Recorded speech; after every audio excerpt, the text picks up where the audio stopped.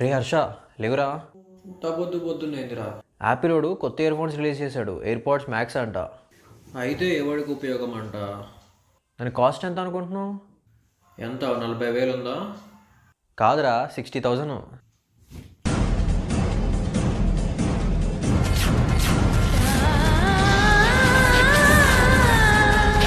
A few moments later.